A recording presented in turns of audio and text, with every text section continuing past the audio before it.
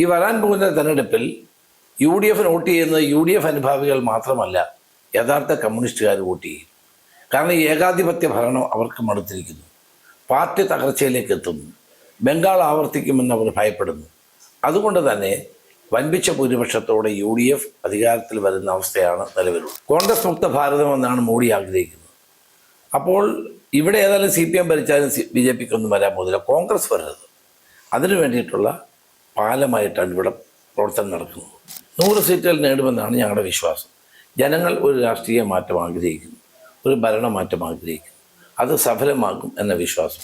കേരളത്തിലെ കോൺഗ്രസ് തമിഴ്നാട്ടിലെ കോൺഗ്രസ് ആകും. ഇനി കോൺഗ്രസ്സിന് ഒരു യൗവനമില്ല, തിരിച്ചുവരവില്ല എന്ന് പറഞ്ഞെടുത്തു നിന്നാണ് എന്നെ KPC പ്രസിഡൻ്റാണ്. ഞാൻ ഉമ്മൻചാണ്ടിയെ കഠിനാധ്വാനം ചെയ്തതിൻ്റെ ഫലമായിട്ടാണ് ആ കോൺഗ്രസ് തിരികെ വരുന്നത്. കോൺഗ്രസ് ശക്തി പ്രാപിക്കുന്നു.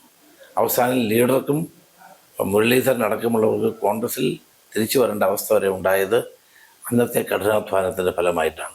മുഖവര ആവശ്യമില്ലാത്ത കോൺഗ്രസ് പ്രവർത്തക സമിതി അംഗം ശ്രീ രമേശ് ചെന്നിത്തലയാണ് നമ്മോടൊപ്പമുള്ളത്. സ്വാഗതം. നിയമസഭാ തെരഞ്ഞെടുപ്പ് പടിവാതിക്കൽ എത്തി നിൽക്കുകയാണ്. 2 ടേമായി, അതായത് 10 വർഷമായി അധികാരത്തിന് പുറത്തിരിക്കുന്ന കോൺഗ്രസിനും ഐക്യജനാധിപത്യ മുന്നണിക്കും ഇത്തവണ അധികാരത്തിലേക്ക് തിരിച്ചു വരിക എന്നത് ജീവൻ മരണ പോരാട്ടമാണ്. എന്താണ് മുൻ പ്രതിപക്ഷ നേതാവ്, മുൻ ആഭ്യന്തര വകുപ്പ് മന്ത്രി, KPCC അധ്യക്ഷൻ, നിലവിൽ പ്രവർത്തക സമിതി അംഗം കൂടിയായ ശ്രീ രമേശ് ചെന്നിത്തലയുടെ ഒരു പ്രതീക്ഷ? ഇത്തവണ UDF തിരിച്ചു വരികയാണ്. ജനങ്ങൾ ഈ ഭരണം മടുത്തു. ജനങ്ങൾ ആഗ്രഹിക്കുന്നത് ഈ ഭരണം പോകണമെന്നാണ്. ഇപ്പോൾ സച്ചിദാനന്ദനും അടക്കമുള്ള സാഹിത്യകാരന്മാർ പോലും അത് പറയുന്നു. തുടർഭരണമാണ് അഴിമതിയും കൊള്ളയും വർദ്ധിപ്പിച്ചതെന്ന് പറയുന്നു. ഇത് പാർട്ടി സഖാക്കളിലെ നല്ലൊരു ശതമാനം ആളുകളുടെ അഭിപ്രായം കൂടിയാണ്. ഈ വരാൻ പോകുന്ന തെരഞ്ഞെടുപ്പിൽ UDF വോട്ട് ചെയ്യുന്നത് UDF അനുഭാവികൾ മാത്രമല്ല, യഥാർത്ഥ കമ്മ്യൂണിസ്റ്റുകാർ വോട്ട് ചെയ്യും. കാരണം ഈ ഏകാധിപത്യ ഭരണം അവർക്ക് മടുത്തിരിക്കുന്നു. പാർട്ടി തകർച്ചയിലേക്ക് എത്തുന്നു. ബംഗാൾ ആവർത്തിക്കുമെന്ന് അവർ ഭയപ്പെടുന്നു. അതുകൊണ്ട് തന്നെ വൻപിച്ച ഭൂരിപക്ഷത്തോടെ UDF അധികാരത്തിൽ വരുന്ന അവസ്ഥയാണ് നിലവിലുള്ളത്. കേരളത്തിലെ ജനങ്ങളുടെ ഡാറ്റ മുഴുവൻ വിൽപ്പന നടത്താൻ കഴിഞ്ഞ 1ാം പിണറായി സർക്കാർ നടത്തിയൊരു ശ്രമത്തിന് തടയിട്ടത് രമേശ് ചെന്നിത്തല നടത്തിയ ഒരു പോരാട്ടമാണ്. കോടതിയിൽ നിന്ന് കഴിഞ്ഞ ദിവസം ഇതുമായി ബന്ധപ്പെട്ട ഉത്തരവ് പുറത്തു വന്നിട്ടും കേരളത്തിലെ മാധ്യമങ്ങൾ ഉൾപ്പെടെ ഇത് വേണ്ട രൂപത്തിൽ ജനങ്ങളിലേക്ക് എത്തിക്കാൻ കഴിഞ്ഞില്ല എന്ന് കോൺഗ്രസ് പ്രവർത്തകർ തന്നെ പലരും പറയുന്നുണ്ട്. എന്തായാലും രമേശ് ചെന്നിത്തല നടത്തിയ പോരാട്ടത്തിന്റെ ബാക്കി പത്രമാണ് ഇപ്പോൾ പുറത്തു വന്നിരിക്കുന്ന ഉത്തരവ്. ഒരു വലിയൊരു കൊള്ളയിൽ നിന്ന്, അല്ലെങ്കിൽ കേരളത്തിലെ ജനങ്ങളുടെ സ്വകാര്യ വിവരങ്ങൾ ചോരുന്നതിൽ നിന്നാണ് രമേശ് ചെന്നിത്തല ജനങ്ങളെ രക്ഷിച്ചെടുത്തത്. എന്തായാലും സർക്കാരിന് കിട്ടിയ ആ അടി കേരളത്തിലെ ജനങ്ങളെ അറിയിക്കുന്നതിൽ മാധ്യമങ്ങൾ കുറച്ച് പുറകോട്ട് പോയിട്ടുണ്ടെന്ന് തോന്നുന്നു. മാധ്യമങ്ങൾക്ക് അവരുടെ ബ്രേക്കിംഗ് ന്യൂസിൽ മാത്രമേ താല്പര്യമുള്ളൂ. ഇത്തരം വിഷയങ്ങളൊന്നും വലിയ താല്പര്യമില്ല. ഈ സർക്കാരിൽ നടക്കുന്ന കൊള്ളകളും അഴിമതികളും ഏതെങ്കിലും ഒരു മാധ്യമം പുറത്തു കൊണ്ടുവന്നു? കഴിഞ്ഞ 10 വർഷമായി ഞാൻ കൊണ്ടുവന്ന ഏതാണ്ട് 10ഓളം അഴിമതികളാണ് ഒരു രാഷ്ട്രീയ പ്രവർത്തകൻ എന്ന നിലയിൽ കൊണ്ടുവന്ന ഈ അഴിമതികളാണ് ജനങ്ങളുടെ മുമ്പിൽ ഞാൻ വിശദീകരിച്ചത്. ഏതെങ്കിലും ഒരു മാധ്യമം ഏതെങ്കിലും ഒരു വാർത്ത കൊണ്ടുവന്നു? കേരളത്തിലെ മാധ്യമ പ്രവർത്തകർ ഗൗരവപൂർവ്വം ആലോചിക്കേണ്ട ഒരു വിഷയമാണ്. ഞാൻ കൊണ്ടുവന്ന ഈ വിഷയങ്ങൾക്ക് പോലും വേണ്ടത്ര പ്രാധാന്യം കൊടുത്തില്ല. മാത്രമല്ല, ഈ 10 വർഷത്തെ ഈ സർക്കാരിലെ കെടുകാര്യസ്ഥതയും അഴിമതിയും ഒരു ഇൻവെസ്റ്റിഗേറ്റീവ് ജേർണലിസ്റ്റ് എന്ന നിലയിൽ ഏതെങ്കിലും ഒരു പത്രലേഖകൻ പുറത്തു കൊണ്ടുവന്നു എന്നുള്ളതൊരു ചോദ്യമല്ലേ? അപ്പോൾ അത് ജനങ്ങൾ വിലയിരുത്തും എന്നാണ് എൻ്റെ വിശ്വാസം. ശബരിമല സ്വർണ്ണക്കൊള്ളയുമായി ബന്ധപ്പെട്ട് താങ്കൾ ഉയർത്തിയ ഒരു കാര്യം വലിയ ചർച്ചയായി കേരളത്തിൽ. അന്താരാഷ്ട്ര ലോബിയുമായി, അന്താരാഷ്ട്ര ബന്ധവുമായി ബന്ധപ്പെട്ട് യഥാർത്ഥത്തിൽ ശബരിമല സ്വർണ്ണക്കൊള്ള കേരളത്തിൽ ഇത്രത്തോളം ചർച്ചയായത് താങ്കൾ ആ വാദം ഉയർത്തിയതിനു ശേഷം താങ്കളുടെ മൊഴിയെടുക്കുന്ന സാഹചര്യത്തിലേക്ക് പോയി. ശരിയായ ദിശയിലാണ് അന്വേഷണം ഇപ്പോൾ പോകുന്നത് എന്ന് രമേശ് ചെന്നിത്തല അഭിപ്രായമുണ്ടോ? ഇല്ല.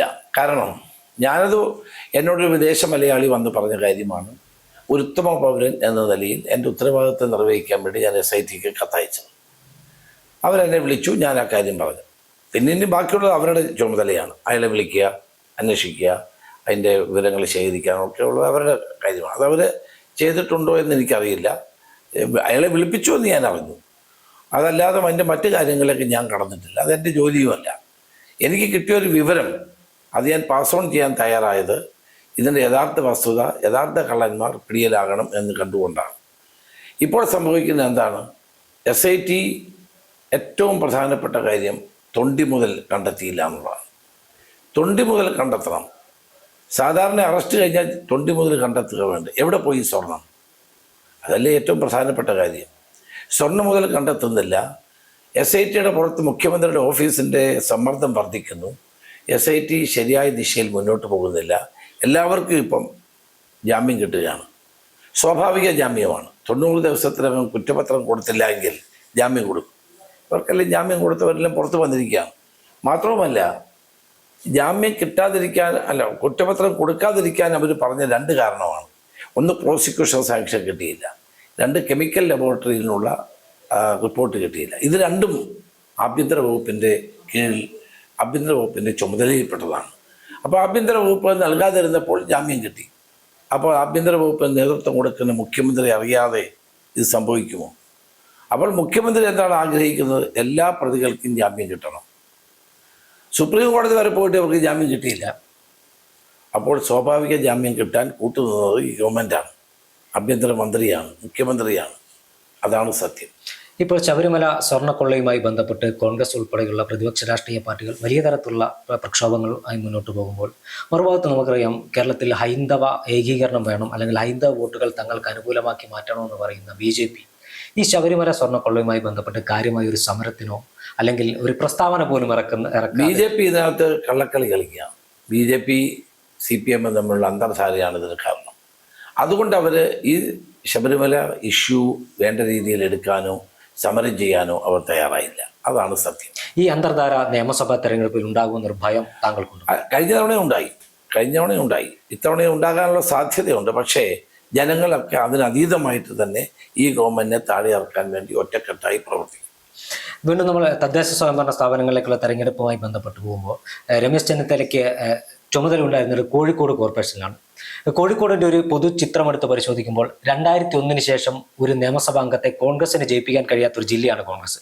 അതുമാത്രമല്ല, കോർപ്പറേഷനിൽ കഴിഞ്ഞ തവണ ഈ തെരഞ്ഞെടുപ്പിലല്ല 2020 തെരഞ്ഞെടുപ്പിൽ കോൺഗ്രസിൻ്റെയും UDFിൻ്റെയും പ്രകടനം അതിദയനീയമായിരുന്നു. എന്നാൽ ഇത്തവണ കപ്പിനും ലിപ്പിനും ഇടയിലാണ് കോൺഗ്രസിന് ഭരണം നഷ്ടമായത്.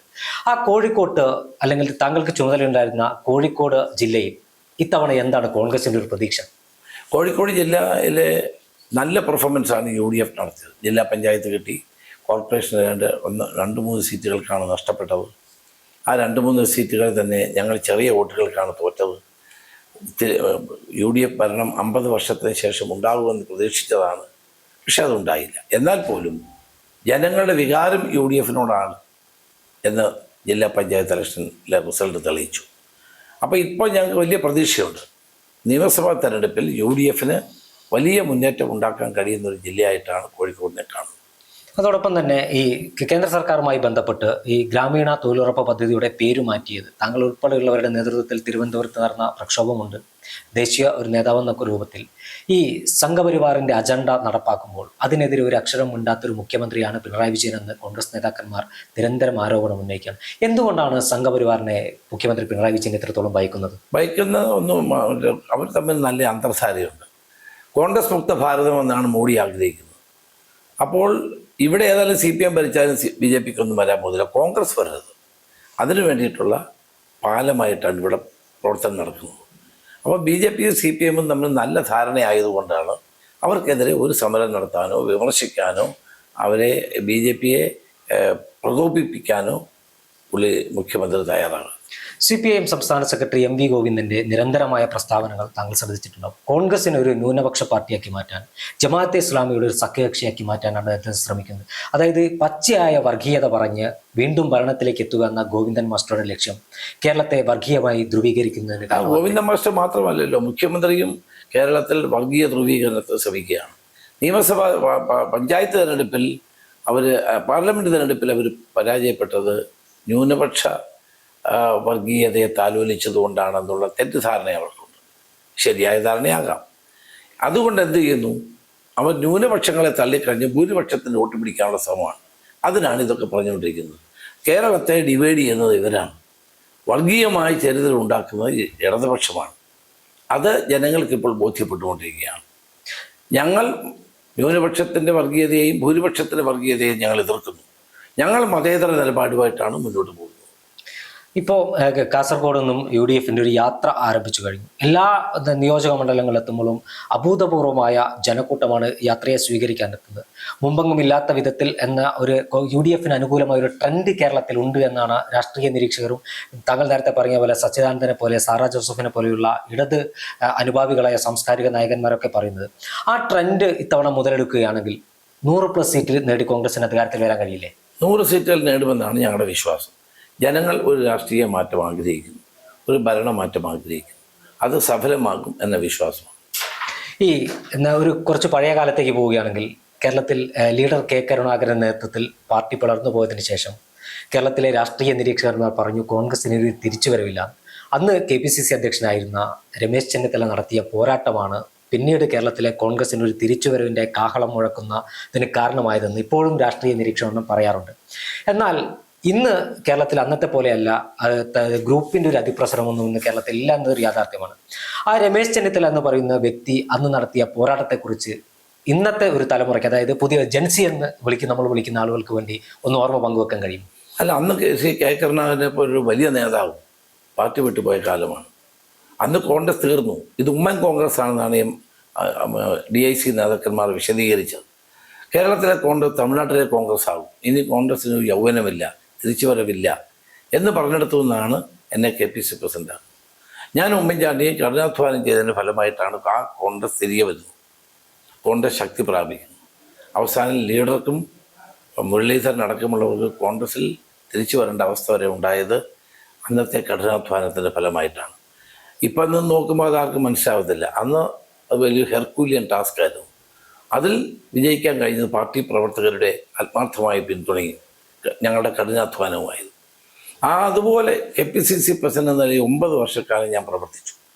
ആ 9 വർഷക്കാലം ത്യാഗത്തിൻ്റെയും അതോടെ വേദനയുടെയും ബുദ്ധിമുട്ടുകളുടെയും ഒക്കെ കാലമായിരുന്നു. കേന്ദ്രത്തിൽ ഭരണമില്ല, കേരളത്തിൽ ഭരണമില്ല. ആ കാലഘട്ടത്തിൽ പാർട്ടിയെ നയിച്ച് മുന്നോട്ട് പോകാൻ കഴിഞ്ഞത് എൻ്റെ അനുഭവം ഇപ്പോൾ ഓർക്കുമ്പോൾ അത്ഭുതകരമാണ്.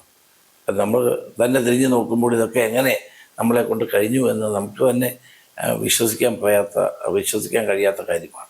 പക്ഷെ അന്ന് ജനങ്ങളെയും പാർട്ടി പ്രവർത്തകരെയും അണിനിരത്താൻ 24/7 നമ്മൾ പ്രവർത്തിച്ചു. ഇപ്പോഴും 24/7 ആണ് നമ്മൾ പ്രവർത്തിക്കുന്നത്. താങ്കൾ ആഭ്യന്തരമന്ത്രിയായിരുന്ന സമയത്ത് കേരളത്തിൽ വിപ്ലവകരമായി നടപ്പാക്കിയ ഒരു പദ്ധതിയായിരുന്നു ഓപ്പറേഷൻ കുബേര.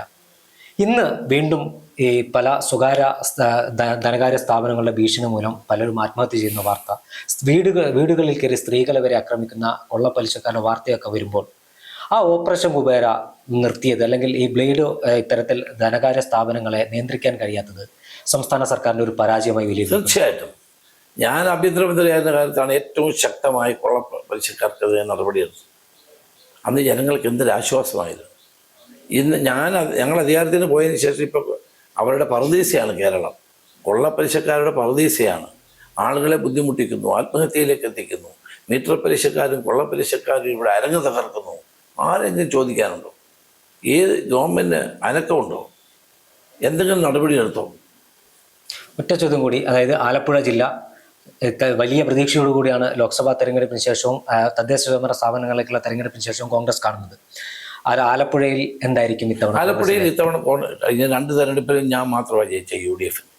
ഇത്തവണ ഡബിൾ ഡിജിറ്റിൽ നമുക്ക് ആളുകളെ കിട്ടാനുള്ള പരിശ്രമമാണ്. ഡബിൾ ഡിജിറ്റ് പറ്റില്ലല്ലോ, 9 സീറ്റ്. അപ്പം ഞങ്ങൾക്ക് പരമാവധി സീറ്റുകൾ നേടിയെടുക്കുക എന്നുള്ളതാണ് ഞങ്ങളുടെ ലക്ഷ്യം. അതിനുവേണ്ടി ഞങ്ങൾ ആത്മാർത്ഥമായി തന്നെ പ്രവർത്തിക്കുകയാണ്. തീർച്ചയായും വളരെ നന്ദി. Thank you.